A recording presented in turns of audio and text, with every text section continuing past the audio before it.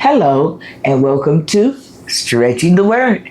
I'm your host, Sister Valerie. And not today, devil, just not this year. Have you ever had somebody to just try to tell you all the time, you can't do this, you can't do that, you can't do this, you're not capable, it won't happen for you. That you tried that, that's not gonna work, blah, blah, blah, blah, blah. And they're always trying to tell you that something is not going to go right for you and why you can't and why you shouldn't. And, it's called, they're trying to intimidate you, to put fear in you instead of encouraging you to go on and to try that. Sometimes, if we're not careful, we will intimidate our own selves. How can we intimidate our own selves? Because your carnal mind will bring fear and tell you, no, you should not do that. No, that's not gonna work. But that's a tactic of the devil. The devil wants to intimidate you. He wants to bring fear to you so that you will not be able to step out on faith. He wants you to believe that you're not capable of doing magnificent things. He wants you to believe that, that's above you.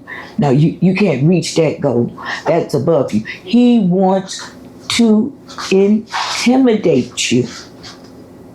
Sometimes he'll use your education, or he'll use, your size, or whatever he can to bring over you to try to instill fear, to make you think that you're not good enough, you're not worthy of that. He wants to intimidate you. That's one of his tactics. But we know what? We know that God has not given us the spirit of fear, but of power and love and of a sound mind. So we don't have to be intimidated by our own thoughts. We don't have to be intimidated by other people's negativity and what they think may or may not happen and why we should or should not do this. We do not have to be intimidated, but we can encourage ourselves. We can have courage in the Lord. We can step out on faith. We have hope within us to know what? That there is no failure in God. If God is within us, we don't have to worry about failing. We don't have to be afraid. We don't have to listen to the thoughts that may cross our mind. We don't have to listen to the words that people are trying to tell us. An example that we all are familiar with. The story of David and Goliath. We know Goliath had been intimidating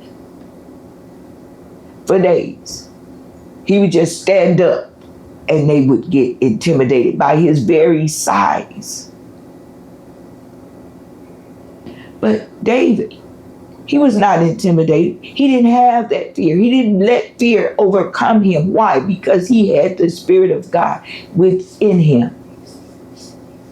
And he knew that he was not moving by his own strength, by his own might, by his own will. He knew he was moving in the Spirit of God. He knew he was moving in the strength of God. He was not looking at himself, but he was looking at God. He kept his mind and his eyes on God. So therefore, he was not intimidated.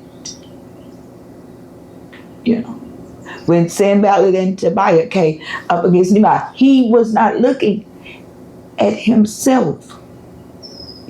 Oh man, you can't build that wall back. That's gonna take you forever. You crazy, man. You can't do that. And people tell us the same thing. You can't do that. I don't know what you think. I don't know who you think you are, but you ain't gonna be able to do that, girl. You ain't gonna be able to make that. No, you ain't gonna never be that. They want to bring fear. They want to intimidate you. Oh, you ain't got that kind of education. Now, But God keeps us encouraged if we keep our eyes, our mind, stay on Him, knowing who we belong to and whose we are.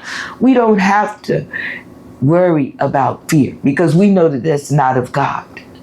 So keep looking unto Jesus, the author and finisher of our faith, and don't let anyone intimidate you